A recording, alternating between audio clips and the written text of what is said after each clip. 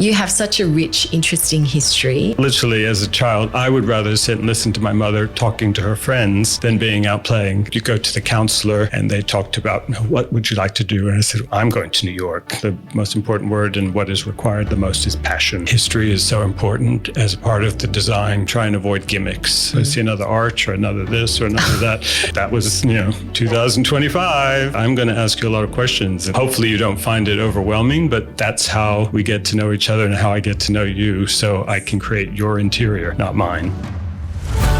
I'm Linda Habak, and this is Build Beautiful, where design meets depth.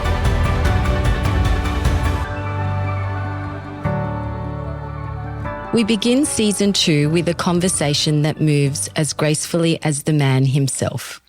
Thomas Hamel is one of those rare figures whose influence feels both global and deeply personal. Raised in Virginia, trained in New York, and now long-rooted in Sydney, his work carries the quiet resonance of someone who's listened deeply to both space and self. His studio, Thomas Hamel Associates, is internationally recognised, but beyond the accolades, what defines Thomas is not scale, but soul. He has spent over 3 decades designing homes that are emotionally attuned, not just beautiful, but true. And now, through his mentorship program, he is shaping a new generation of designers to lead with the same integrity. In this episode, we explore the migrations that shape us across countries, creative chapters, and evolving callings. We talk about the early pull of design, the people who helped open doors, and the moments that asked him to choose depth over expansion. We speak about editing, not just in aesthetics, but in ambition, about the invisible thread that runs through a life well lived. This is not a conversation about design trends. It's about legacy, built quietly, but with great care. Welcome to season 2 of Build Beautiful. Thomas. Thank you, Linda. I'm blushing. That was extraordinary. What a wonderful description. So honoured to have you. You're launching our season 2, which is very exciting. A great honour. So for season 1, our inaugural season, we had Meryl Hare open. She was the first episode, first guest. A great way to begin. A great way to begin, absolutely. But she mentioned you. And in that moment that she mentioned you, I thought, that's it. I have to have Thomas. He has to launch season 2, a passing of the baton, if you will. So I'm very excited to have you. Thank you. You have such a rich, interesting history, and it all started in Virginia, in the south of America. Yes. And I'd love to go back there and understand what the influences are, because there's beautiful Georgian architecture, grand residences. How did that, or did it influence your pathway into design? Yes, well, absolutely. It did influence my vision on the world, because I was a son of a Marine, so I grew up in military housing, but my mother was from New York originally, my father was from Boston, so they had that northern aesthetic, but living in the South was intriguing, but being on the military base, not quite as inspiring as I could have been. So I used my head and my imagination to become the design influence, because I was always interested in design. So fortunately, there's extraordinary colonial cities, because it was one of the first places that the British came to in the 1600s, so quite early. And so near us, quite close, was a place called Colonial Williamsburg, which was this amazing city that was the capital of Virginia until 1780s, I think it was. And what was marvelous about it was that John D. Rockefeller had put enormous money into it in the 60s and renovated and restored this entire town. So it was a very realistic place to visit, even down to the soft furnishings and how things work. So I was mesmerized by that from a very young age. There's a wonderful building there called the Governor's Palace, because it was the capital of the state, as I mentioned. So it was really fascinating to see how they would even do summer loose covers on furnishings. And here I am, this little kid, noticing these things. God only knows how that happened, but I did. And it's interesting how it's stayed in my life, that whole concept of indoor-outdoor living and, the genteel nature of, verandas and, soft spaces and beautiful furniture and richly wax polished and all of those things that have stuck with me. And those details, so you noticed at such a young age. Yes. Was anyone in your life a creative person? No, I have no idea where it came from. But my mother was always very nurturing of that. And, I'm 6 or 7. And one day I said to her, oh, but one of these days I'm going to have an apartment in New York, Paris, and London at the same time. And she was like, how do you even know where those places are? It's fascinating. But it's just always just been in my heart and soul.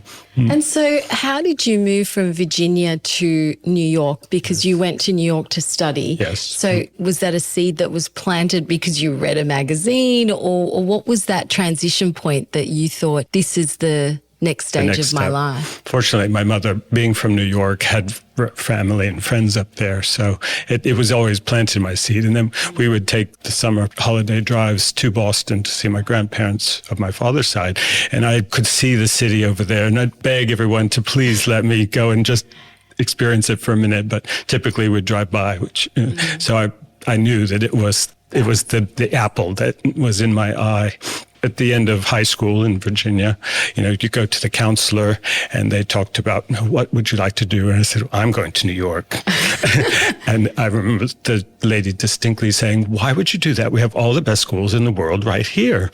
And I was like, good. That's exactly why. I need concrete. I don't need green grass. I need that stimulation that I've been missing, that's just been in my imagination all these years. Did you always know it was interior design? I did, yes. Did? Yes, Wow. and because my father would travel for a year at a time, being in the military, and he'd spent a lot of time in Southeast Asia and Japan. So one year while he was away, I was able to start this passion that I had begun of making doll houses and miniature furniture. And so I had a china closet in my bedroom that I set up as rooms, and had a ballroom, and I'd make the chandelier out of fish hooks with pearls. And, my imagination always went wild with all of that. And so we were very anxious when he was coming back, from a year away to meet the son. But he was extremely proud. And I used to think it was extraordinary that he would actually share it with his friends. Oh, that's so beautiful. So interiors were certainly always in my passion.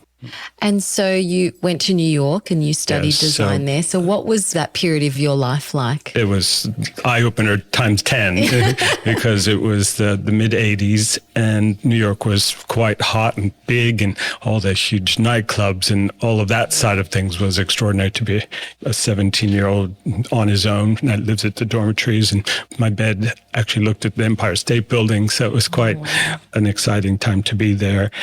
I was at the Fashion Institute of Technology, which was, lots of fashion students, but also interior design as well.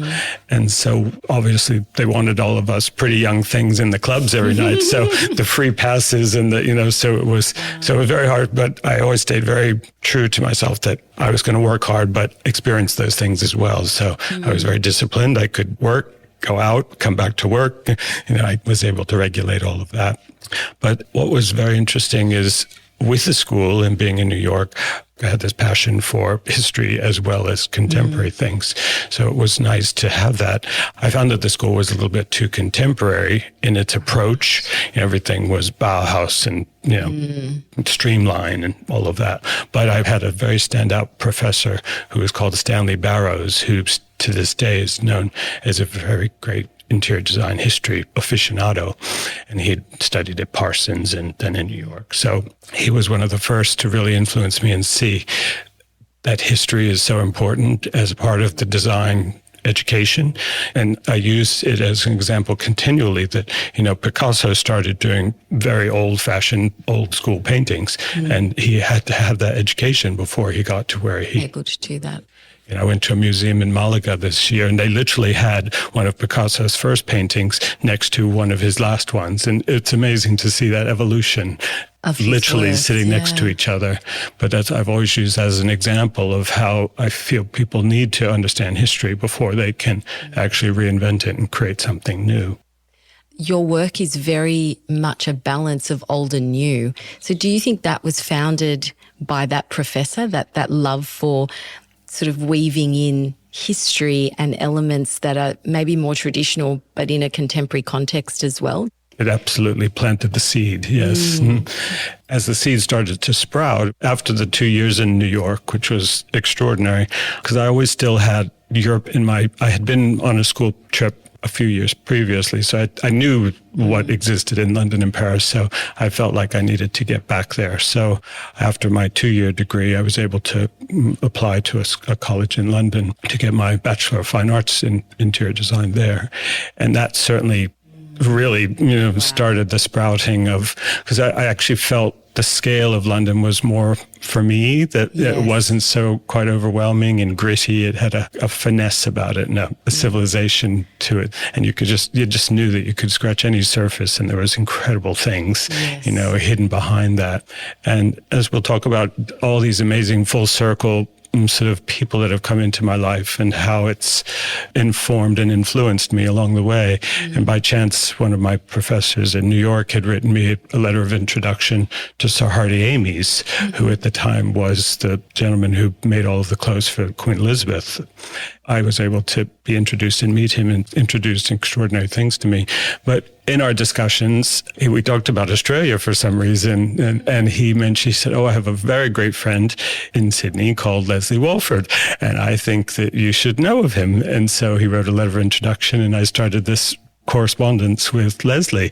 At that point, Australia wasn't really on my map in my mind, but it was just such an intriguing thing. So when I was able to eventually arrive in Australia 10 years after that, we were able to become friends in the city itself. Oh, that's what an amazing sort of connection and story, actually. Yes.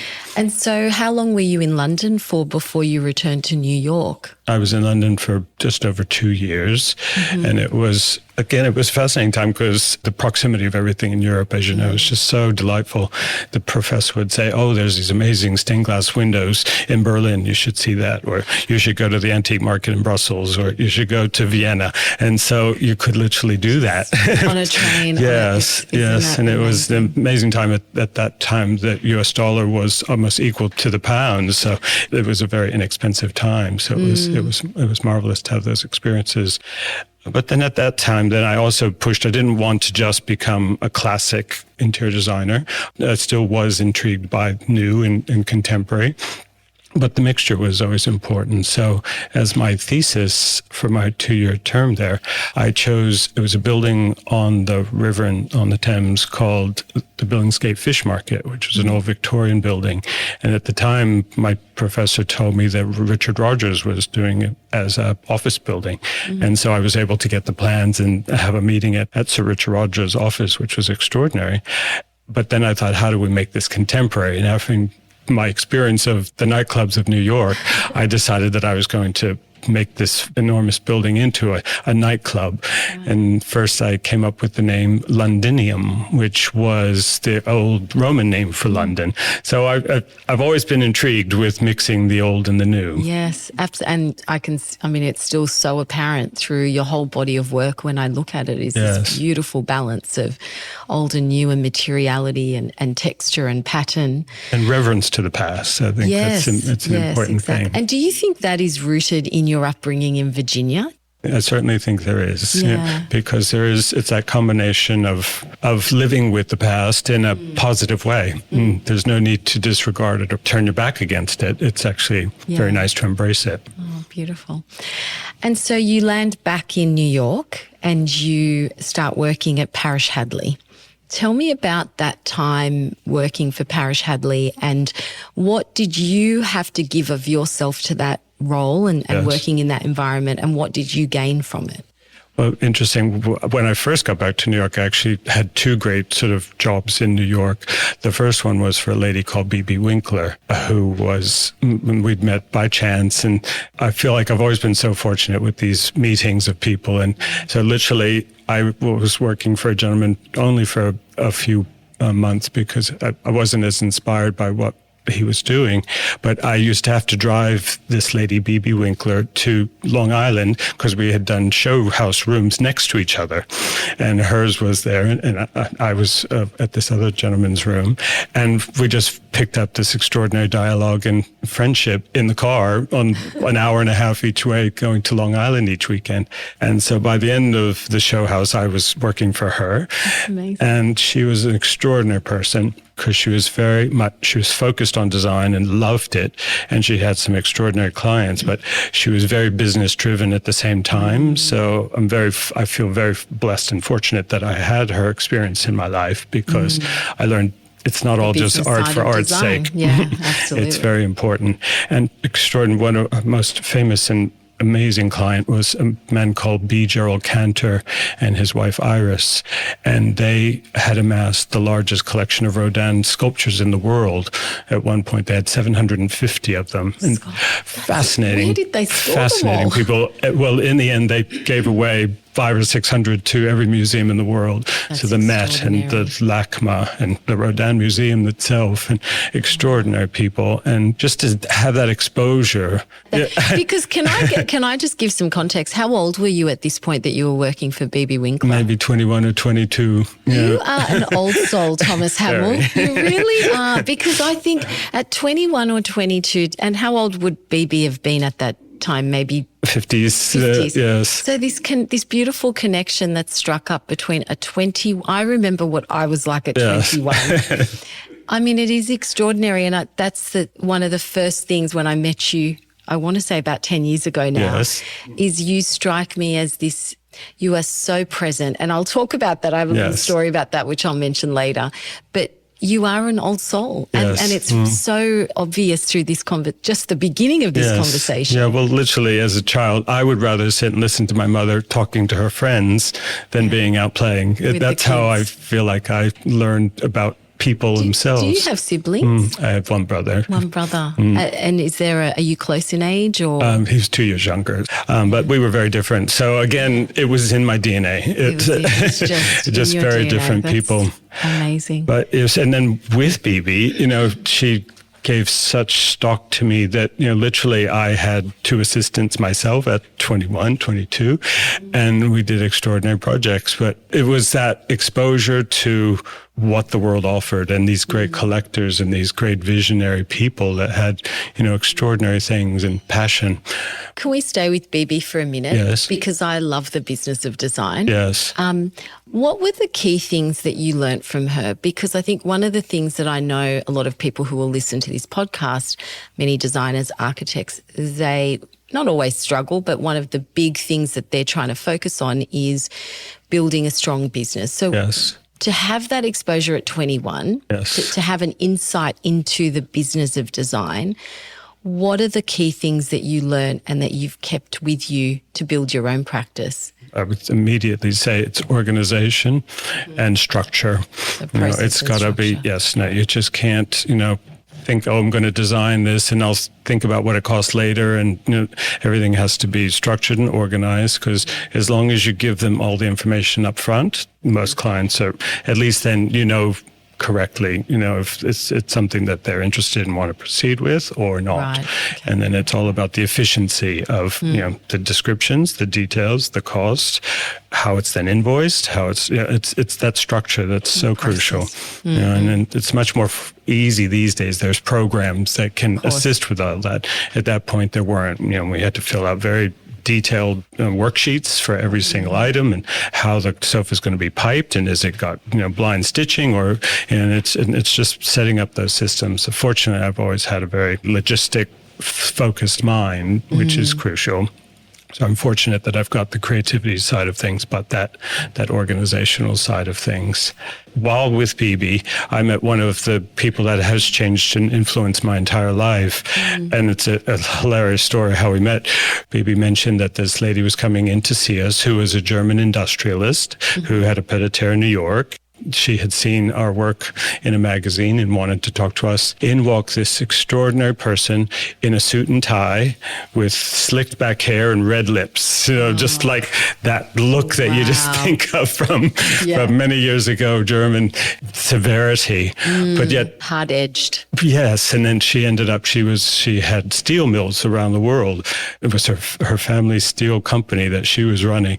To have that masculinity and femininity combined was fascinating. And she loved bright reds and jewel colors and things. So literally the first day, Bibi and Bibi was a very feminine lady, so I think she was intrigued by that. But we're walking down the street and she said to me, Thomas, she said, what do you put in your hair? Because at that point I used to slick back my hair when it was humid in New York in the summer days. She said, I need that because I don't have time or like washing my hair. I'd like some of your gel. What do you use?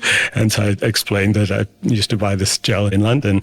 And so then the following day, I brought in a tin of it and wrapped in a ribbon, and I had it delivered to her hotel at the time. And she called me immediately and said, when can we go to dinner? Oh, and that's amazing. We became such extraordinary friends.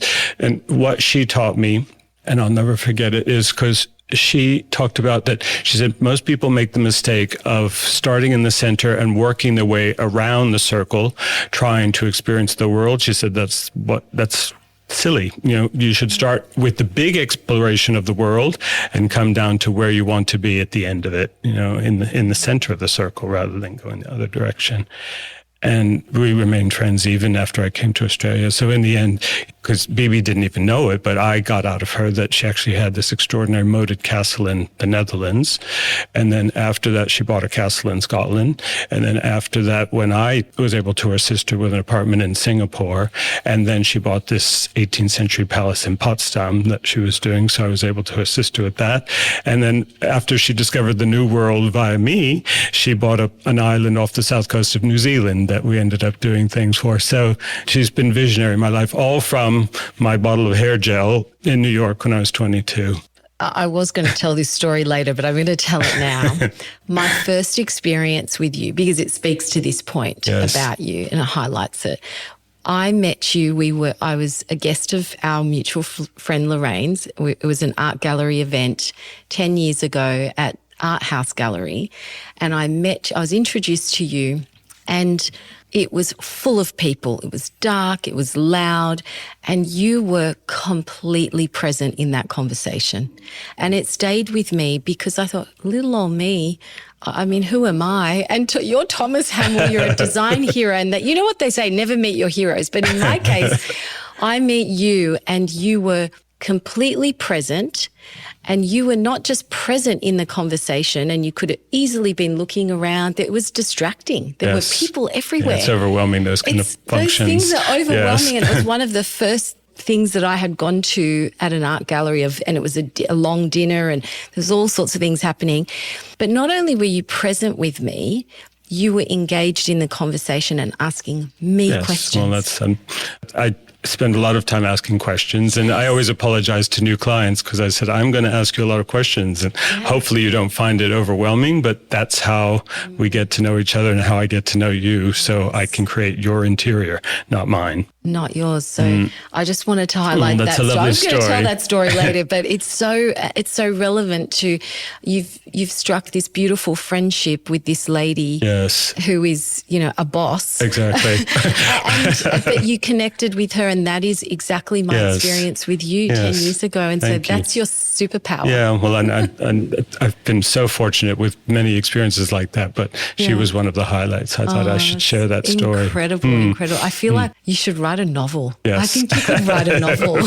Well, fortunate, because my first year in New York, I didn't take or make many notes, and I realized, I thought, what did I do last year? Everything, but I don't remember it. So I've kept diaries since the middle of 80s since then. So I do, luckily there is a documentation of all of the extraordinary experiences that I've had. And we'll continue to unfold some of these experiences. Exactly. So Bibi Winkler. Yes, she was extraordinary, but one of my assistants had left us, and because we did work extraordinary hours, so she went on to get this wonderful job at Parish-Hadley, and I was listening to her path and enjoying the changes in her life now that she was at Parish-Hadley, which I knew of them obviously because they were so well regarded in New York as the blue blood, sort of special firm.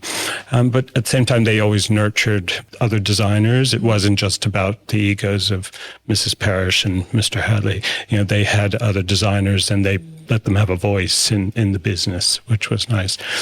So all of a sudden one day, a call out of the blue, and she said, "Run, don't walk. They need somebody at Parish-Hadley today. They have this new job in Bermuda, and please get here quick." Wow. And I did, and I was hired as the assistant to Brian McCarthy, who now has his own successful company in New York. And it was a turning point. It was extraordinary. It was very difficult to break my bond with BB because we were extremely close. But I did, and it was worthwhile. And all of a sudden, it started to teach me about doing more overseas and more projects, not just in New York itself. Because as I said, I started with this job in Bermuda, which was extraordinary. And it was a mixture of bringing the best Georgian and English furniture to a tropical island, and mixing it in a Bahamian kind of way. It was fascinating. So it was a great project. And it was extraordinary because Mrs. Parish and Mr. Hadley were both with us then, and to work with both of them is, most people just, now you just read about them and Absolutely. think, how did that truly happen?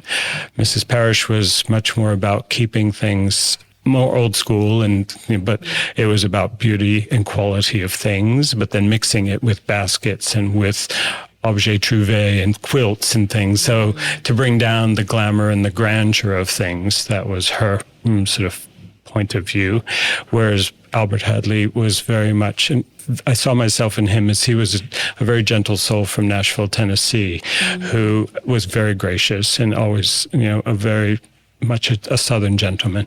So it was lovely to have him as a role model from an early age. But he brought a modernist approach to things. And that's what I still find it so intriguing, that frisson that you need, the yin and the yang of the old school and the new things. And so he would always push the limits. One of the summer, because Mrs. Parish would go to Maine every summer to her holiday home, and he used that time to redo our lobby. And it was, I recall it was silver foil walls and yellow curtains and a 1960s lamp. And, it was quite something. And then I had the opportunity of being in the lobby when she walked in the first time. Oh, and her eyes just went up and she said, "This is ghastly. What has happened?" So, but I think that was the magic of Parish-Hadley, that they were able to work together a way. Yeah. The tension was brilliant. And that's why you could just see these interiors that were fresh, but yet old school at the same time. So I felt that was such an extraordinary experience. And then he being such a soft-spoken gentleman, he would always be sent on the missions with the most difficult clients because everyone figured he's going to be the best way of softening the situation when there's an issue or making a big vision. So me being the youngest in the group, I was typically, the one standing there writing the notes and being with him. So it was a marvelous exposure yet again. Well, I just feel like we're on these stepping stones of greatness that you've had the privilege of being able to learn from. And very much so. And that's why I know that it's not as easy to have those occasions now for young and for people studying. Don't even have to be young, but just for anyone who's interested in design. So that's why I do try and share as much of my experience and interest with anyone who's interested in listening. And it's so important. I just find, you can read a book and that's fine, but it's those interactions and how people react with each other and how Albert used to get his way with the most demanding ladies on earth, and who are all known for their style and that they were icons themselves. Right. So how do you subtly, gently massage, convey your ideas and actually get results. And do you think you've learnt that lesson and you actually implement that yourself? Very much so. Yeah. Yes. And it wasn't an obvious learning. I don't remember a day saying, "Oh, now I know how to do it." It was a very subliminal thing, but it's always been that. Exposure, isn't it? It's so nuanced. So at what point, I'm trying to get us to Sydney. It's a long journey. I'm very excited. But there's a lot of stories along the way. Absolutely, and I don't want to rush the stories. So this next story will lead us to Sydney, but through an intriguing journey again. So Brian and I there was an extraordinary antique store called Stair & Company on the corner of Madison Avenue, and they were having a Friday night soiree, and I was there, and this lady was behind us and overheard us speaking, mentioning Mrs. Parish, and it was literally like we were rock stars, and she was this groupie who had just met us. And we started a dialogue with her. It was fascinating. And she said, "Oh, I'm just a simple farmer's wife from California. But, I've always been intrigued by design, and Mrs. Parish is my pinup, and da-da-da-da-da." So Brian had to go off to something, and I spent more time with her. And I said, "By chance, are you here for the weekend? I'm free on Saturday, if you wanted to go and, look at more showrooms or something." So we ended up having this great weekend chatting to each other. On Monday morning, I went in with Brian to Mrs. Parish and said, "This intriguing lady, it would be extraordinary if you could meet her. What do you think?" And Mrs. Parish wasn't always the softest, warmest, fuzziest person, but she was intrigued. So this lady came in her name was Carol Harris. And what we found out is that it was not only a little farmer, but she owned most of the beef in California in this extraordinary place called River Ranch. Boom, all of a sudden Mrs. Parish was flying on the large private jet to California and then getting on the smaller private jet to get to the ranch. The story started. Yes. And this is all because you took a minute to have a conversation, which is what you do. And then I pushed it further and spent the whole afternoon with her in New York. Intuition. It's just mind-blowing. And they're not always those kind of successful things like that. It doesn't matter to me. But you get to learn new things about people. So the story chapter moves on.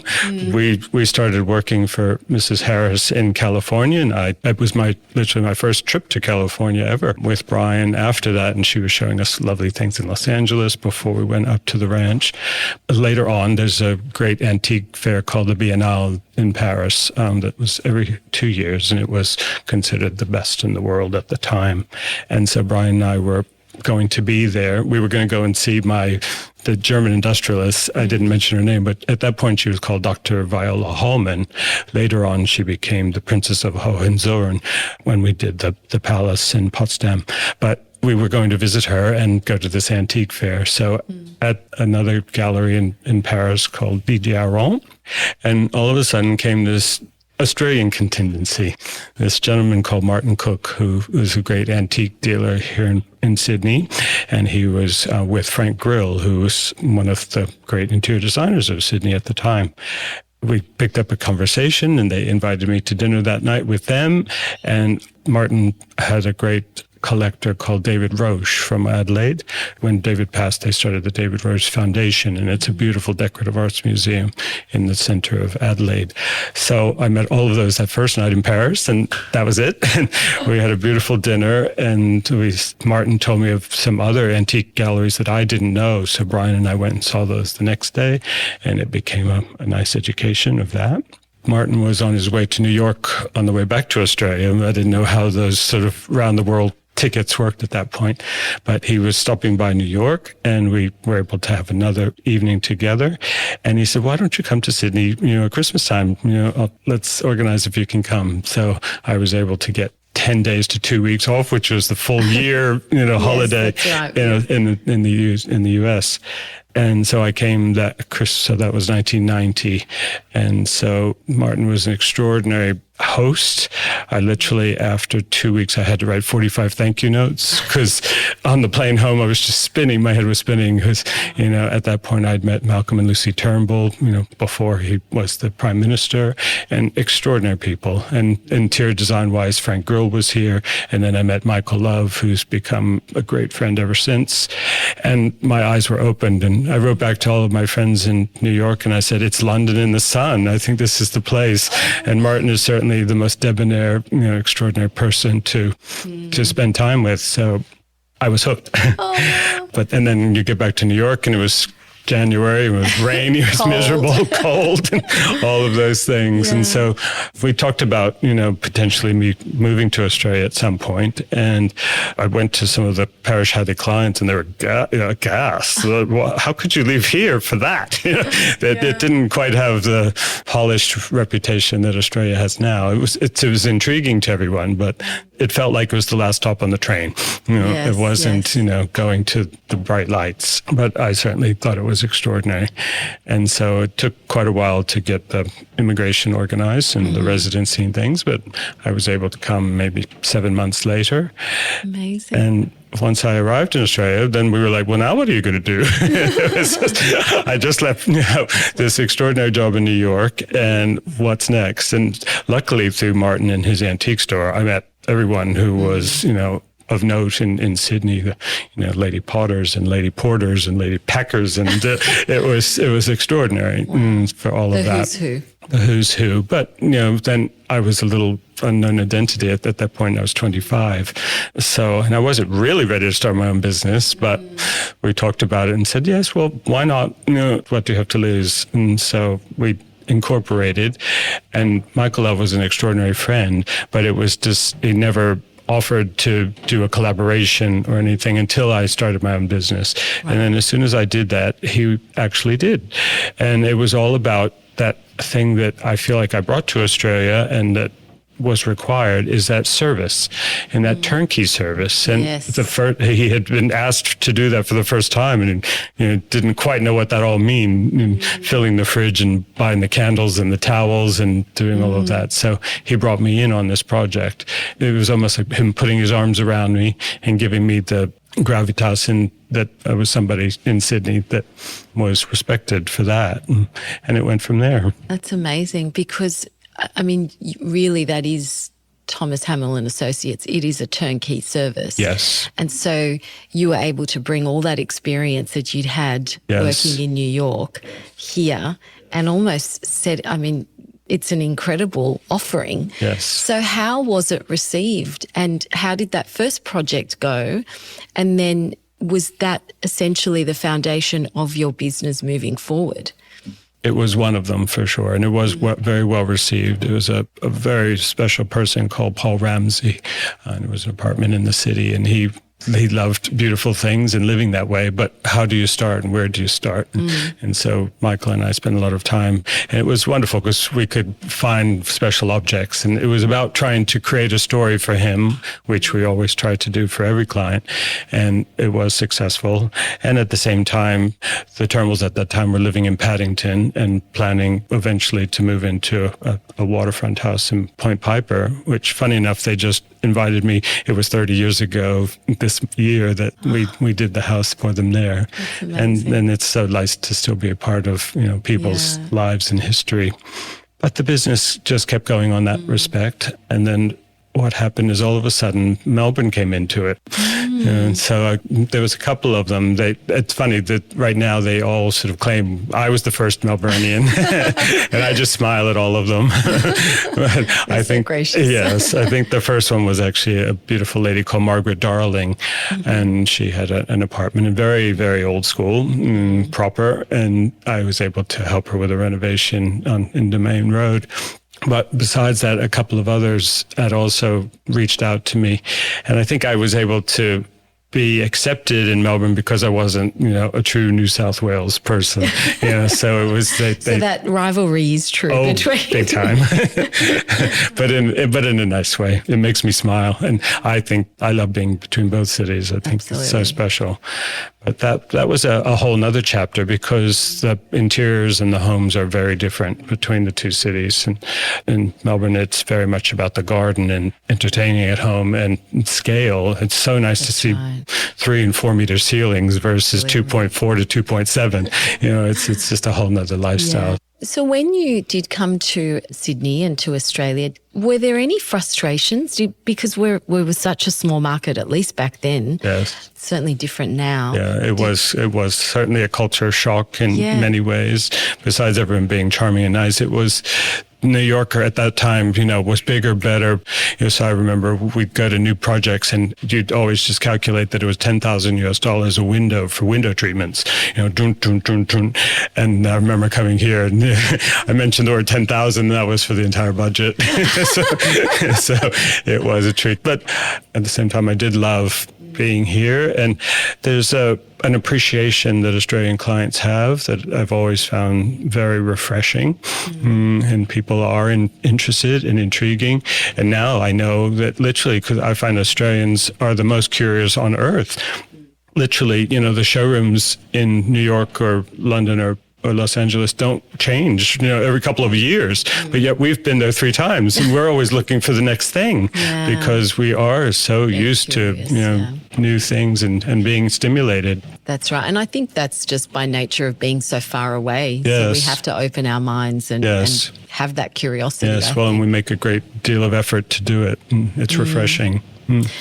So I want to go back and sort of talk about this old world and new world, because you have said that you feel like you're a bridge between the two. So that thread, it feels like it runs through all of your work. Yes. When you're working on a project, is there a formula that you follow, or is it an intuition? How do you marry those two forms of thinking so beautifully? I typically start with, as I mentioned, lots of questions and trying to delve into a person's appreciation, their mind, what they would like the end results to be, because it's very much, I say to them, you're putting on your clothes, not mine. I want you to feel very comfortable in this environment when it's completed. And at the same time, especially through Albert Hadley, architecture has to speak, and, it's got to be appropriate to the interiors and vice versa.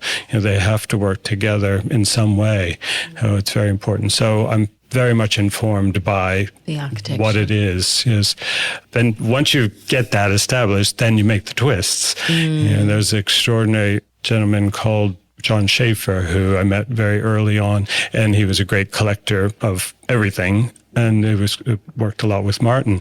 And so I used to just go on Saturdays, and we'd just move paintings around. And at that point, he had this extraordinary collection of Rupert bunnies and all of these wonderful Victorian art. And he just purchased a great Victorian Gothic house called Rona in Bellevue Hill. And he didn't understand or have any inkling about interior design or decoration. But I knew that becoming friend, and I spend a lot of time building confidence with clients. And their confidence? Yes, it's very important. And how do you do that? Is that just through education? Yes, and patience and discussion and, just sort of understanding.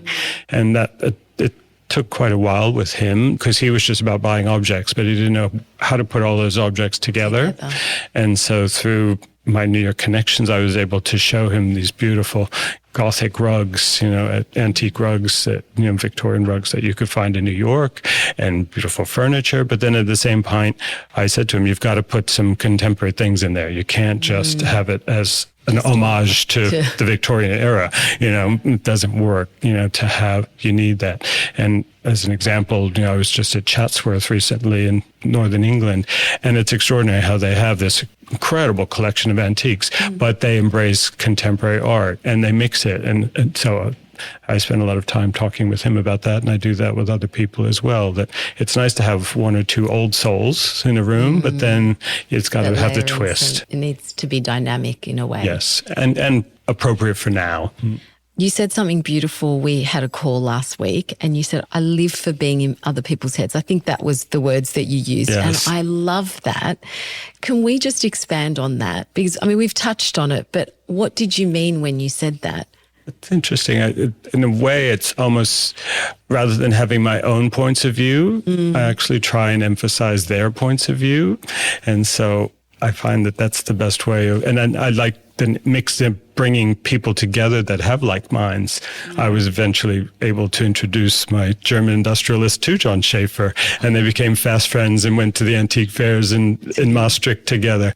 So that gives me pleasure in being able to be a part of someone's life. And I think that's how I can have so many points of view that are different as well. So each person has this whole, and I quite appreciate and enjoy bringing it out of them and having it so it becomes a part of my psyche as well.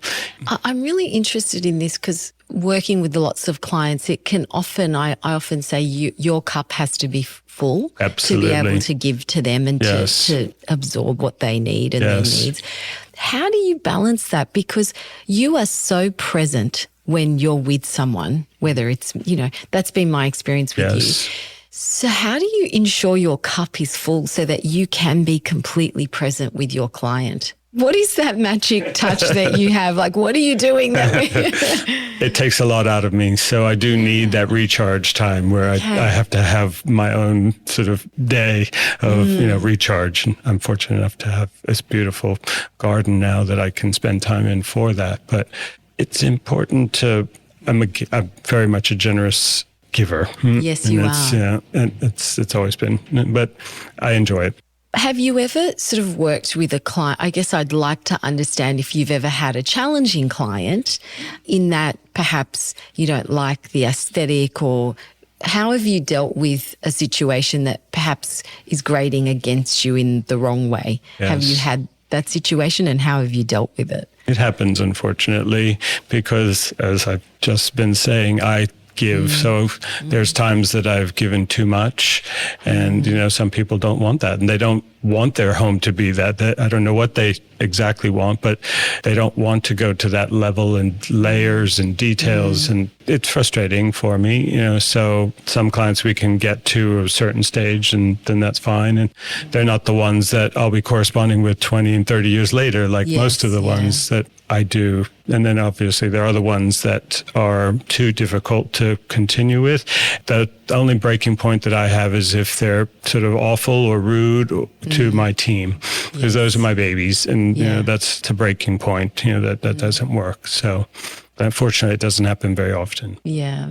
It strikes me that you're such a gentle person that I can't imagine it would happen often, but life is life. And it does take a lot out of me because it's... Yeah, I was going to say, do you take it I take it personally. Yes, of course. Of course. I mean, we're human, right? Yes. But I guess also being in practice for so many years, you also have to, I imagine, you have to learn to have a sense of decompartmentalization maybe, or just because often it's not about you or I, and it's a reflection of the person, but that can be challenging because we're all about people. Exactly. And so making sure they're happy is our purpose in life. That's what, as I've heard other guests that you've spoken with say, to get those happy messages, to get the thank yous, to get the pictures and say, look at what you've done for us. That's what we get up for in the morning. Exactly. Yes. Absolutely. It is exactly why we do it.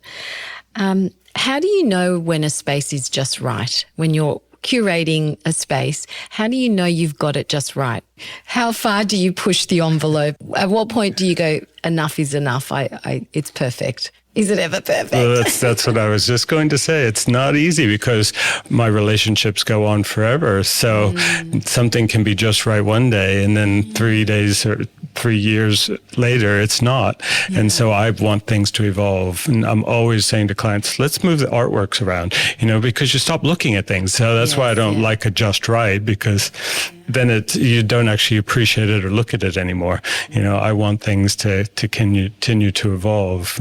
Then it reaches the point, though, then they get twofold. So that's so then I go and I sneak things in the drawers, and then when I come back, the things are snuck out of the drawers, and then they go back in the drawers. I've got a few clients where that's our game. I love it.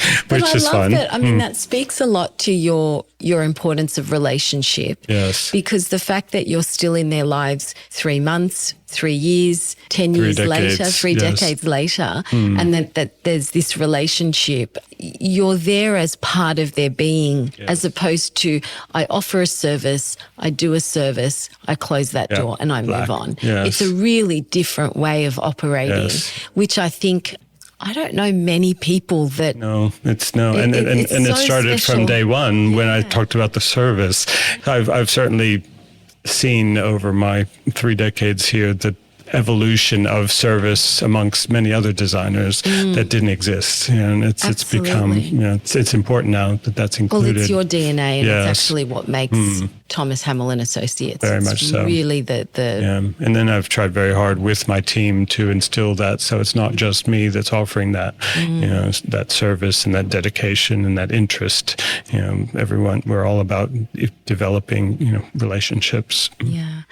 I want to jump over to your book, which you published in 2010, which I have right here. Very much time for another one, but sorry. I think it's still very relevant, and I studied it like I did Merrill Hare's book. Yes. I want to talk about the book because I'd like to understand, and the book is called Residence. What was the vision at the time of doing the book? And there's 2 things I want to unpack. Is one, what was the vision for the book and how did it come about? But then I also want to talk about what was your vision for the business and what you saw that Thomas Hamel Associates could be, because I know there was this tension play between conquering the world versus, to use your words, sticking to your knitting. Yes. And I'd love to kind of talk about those 2 sides of that coin. Okay. Because I think there's something really interesting and special in the way you've chosen to grow and build your business, because there are you would have had lots of opportunities to do lots of things. So can we start there? It's a big subject. It's a big subject. But a very special one. It literally started with a great friend called Robin Holt, who had been editor of Vogue Living, and then she'd moved overseas and she was working for Condé Nast in Russia and in the UK after that. And she came back to Australia and she said, I'm here and I want to do new and interesting things. I'd like to give you a couple of days a week. What could we do? And I said, well, it's time to think of a book, and who better to have the beginnings start with? It would be you, Robin. So we started that journey, and before, certainly as said, it's 15 years old now. So the business was still in its infancy a bit, but we did have enough beautiful projects at that point to showcase. So we went about finding the right photographer, and the words were the most difficult part, because I truly wanted the book to be my story and me speaking, but obviously it couldn't be me writing it. So it took 3 authors, and we found a very special lady who I think did a brilliant job, and she speaks from my heart with her words in such a clever way. So I still enjoy reading back, and because each chapter was about that journey with that client and the stories. The one, we were in Melbourne, and the little baby could only sleep on the tram tracks when we were driving. So we'd drive around Melbourne, and I just, all those stories that I love keeping alive in my mind and in the clients' minds. It was quite one of the first, obviously very few Australian design books in the world at that time that reached the world. So we had to push ourselves so we had launches in Los Angeles and New York and London. And I was able to use all of the great friends that I had built up over the time in the network to have these beautiful venues. And we sent the books ourselves and did a lot of the work ourselves. But it was such a great time to rekindle all of the friendships that I had around the world. Because what had developed here, which was fascinating, is that most people, foreigners, when they come to Sydney, Martin and I were quite high on the list of please call. Yes. And so I had the most extraordinary experiences like that, Barbara Barry, I sat next to at a dinner from Los Angeles, and John Saladino, who literally was in the floor above Parish-Hadley in New York, but I was always too scared to talk to him in the lift. All of a sudden, I was touring him around in Melbourne, and then being invited to his home in Connecticut and later in Montecito. And then in London, to have David Hicks that we took out to breakfast and to dinners, and then Jane Churchill and Nina Campbell and all these people I think I actually met more people living in Sydney than I would have in New York, and be able to develop these friendships. So it was sort of like the perfect time to celebrate all of those by having them in London and New York with me and doing... For the launch of the book. For the launches, yeah. To your question about what vision I had for the book and for my future, I must say at that point I was very much about conquering the world, Yes. like we all go through that stage. Yes. And it was a dinner in Los Angeles with Barbara Barry, and she asked everyone at the table to say what they saw for themselves in 5 years' time.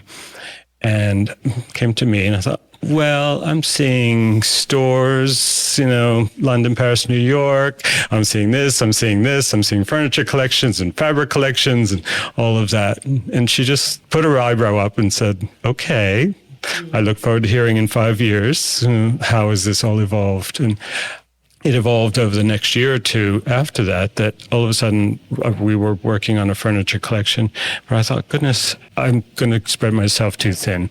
I'm this personal person. I want to, because then I would go to these showroom events and I would try and give me to everyone, and that's impossible. So I realized that I have to be careful that I can't be that generous of myself continually, Well, something has to give, doesn't it? Yes, exactly. And you have to decide what is it that lights you up. Yes. But I love the line that you said, stick to your knitting. Yes. I was like, I love that line. That's a quotable, stick to your knitting. I hadn't ever heard it before, but I've really pondered it since our last conversation. And I think for me, it's because it's easy to want to grow. Yes. I'm an ambitious person. I'm constantly I think it's an easy choice to want to, especially off the back of the book, to want to have... Take over everything. Take over the world. Yes. And so I think it's a much harder decision to actually decide what is my core value, what is my core strength, and then I'm going to stay in this lane. Yes.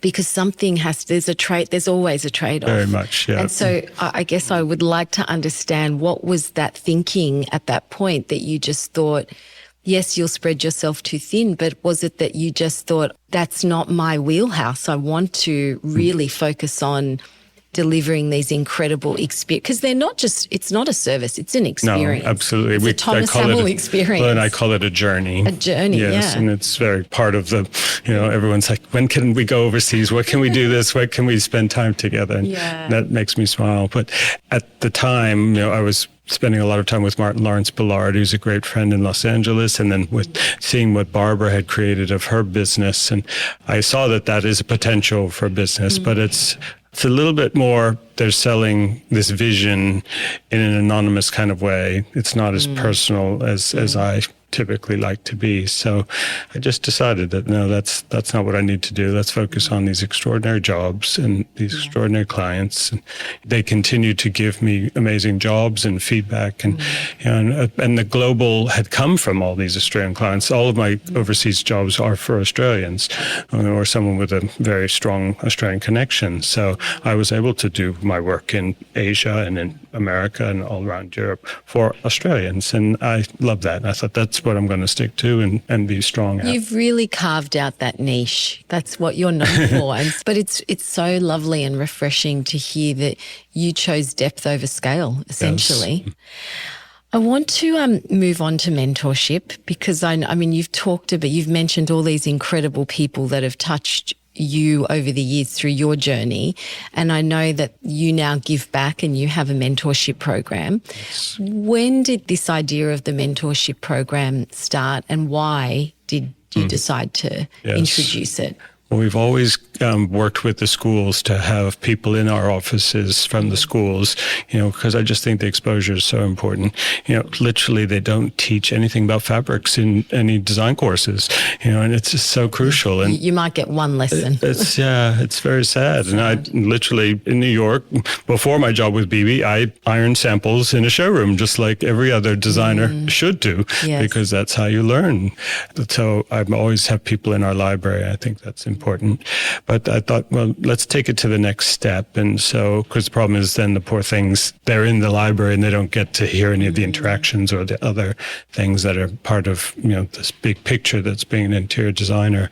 So we started so it was probably about 5 years ago we started it. And of course, the first year, of course, there were too many amazing sort of people, so they keep me out of the selection until the very end because they know I'll just say, come all. So loving and generous. Yes. So, but even in the first year, I ended up saying, let's have two.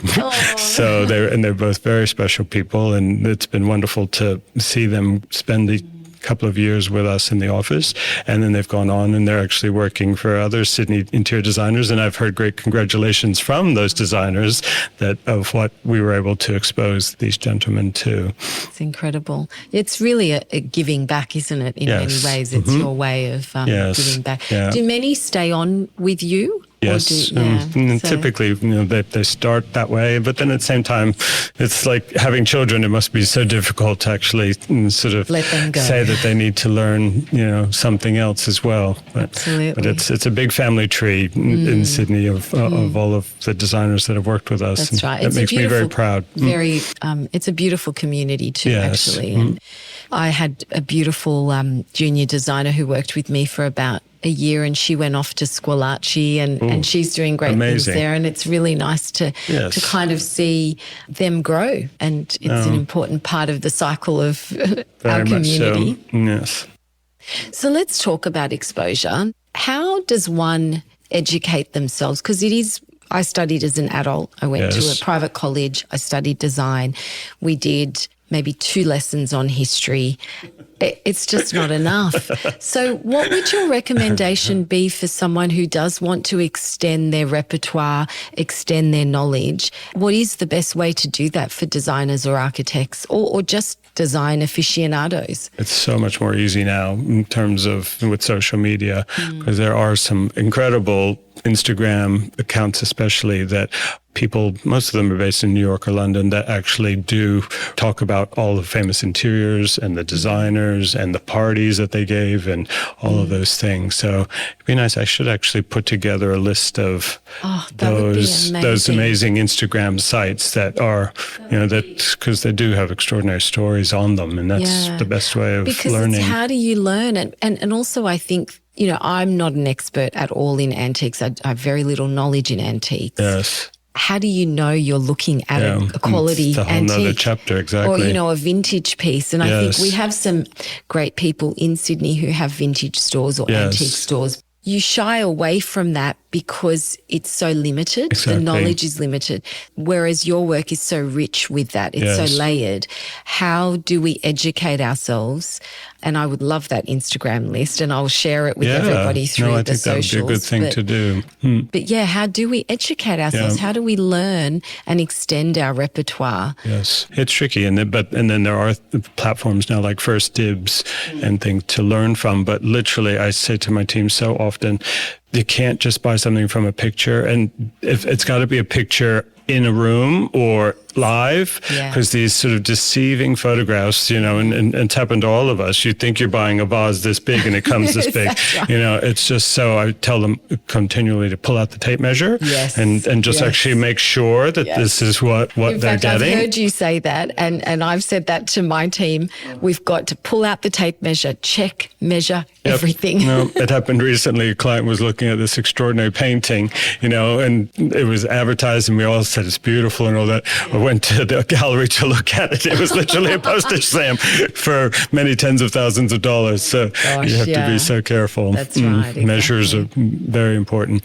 But back to your question about how do you learn? It is just looking and exposure. There's no black and white things. Nobody wants to sit and read textbooks, and understand it all. So it's exposure and seeing things. Yes. And then on your travels, how do you, but if someone was going to New York or London, what would they be looking for in terms of places to go to? I often ask questions and I'll send messages to people on Instagram and say, you were just in London. Can you give me a list of where you went and what the hit list is? And that's for me been the best way to kind of extend myself. And I spend a whole nother hat that I wear is information bureau. But I do it with pleasure because both the clients and friends and colleagues, I'm always giving lists of what to do. But makes me know that I've got to stay current and up to date as well because it changes so much. I haven't spent as much time in New York in the past couple of years, so I'm losing my the finger on the pulse of New York a little bit. But you're in LA a lot. Yes. Is there a marked difference between LA and New York? Very much so. Yes, but I much prefer to bring clients, Australian clients, to LA because the showrooms relate to our homes here. Yes. It's light and it's open and all of that. And they have indoor trees, and whereas everything in New York's on the 17th floor crammed into a showroom, it doesn't relate to our life as much. So, it is very much a part of my journey to bring clients to Los Angeles and San Francisco sometimes. We're coming to the end of our beautiful conversation. I have some reflection questions I'd like to ask you. Okay. And I think we have to do a part 2. It's just still so much to talk about. Encyclopedia. You're amazing. When you think about the next chapter, what excites you? What's really exciting to me is that now I've got employees who've been with me 10, 15, 20 years. And I just think that's so marvelous. It makes me so proud. But at the same time, always still nurturing the younger ones as well. But I feel like that I'm leaving a legacy of various educated, interested people that can continue what we do. What does succession planning look like for you? Are you ever going to retire? No. You're not allowed to. No. What to do what? To do what? Exactly. How boring. We have the best life as it is. Absolutely. We're shopping and talking and spending time with people and just enjoying the quality of life. So I certainly don't see retiring. Obviously, you can be a little bit more selective and with the projects, but travel is just so innate to me. It's a very important part of it. And just keep nurturing the team. I'm there for them. That's what I want to remain. What do you hope people will remember about the essence of Thomas Hamel and Associates, and what do you want to be known for? From the days of Parish-Hadley, I learned that, to try and avoid gimmicks and the trends. And unfortunately, we're inundated by that now because that's what everyone's got, an Instagram moment. And, if I see another arch or another this or another that, it's overwhelming. And it's going to be, that was, 2025. That's right, and I try very hard to avoid that, but at the same time staying fresh and contemporary. I'm very proud when I flip back through my book and think that book from 15 years ago still feels as fresh as it did relevant. then. Absolutely. Yeah, so it makes me feel very good. 2 more questions. Okay. If you could whisper something to your younger self, what would you say? Continue to do what you do, but remember and just engage even more so. I would love to. There's so many periods and things that I didn't engage enough or get involved enough, asking enough questions to actually get to where I am. But I feel so content at where I am in the world. I love being an Australian. I feel very special being here. It's an honour to have you. Our very last signature question that every guest gets asked: what does Build Beautiful mean to you? For me, no matter if you're building a home or an office, a career, the most important word and what is required the most is passion. And I think you've seen that I have passion, and everyone that I've mentioned today that has influenced me over my time had this passion that I've tried to take from theirs and build mine. Beautiful. Passion. Right? Love it. Thank you, Thomas. What an honour. Honestly, it has been the most amazing conversation. I'm so grateful. To be continued. We have a part 2, everyone. Thank you so much, honestly. A pleasure.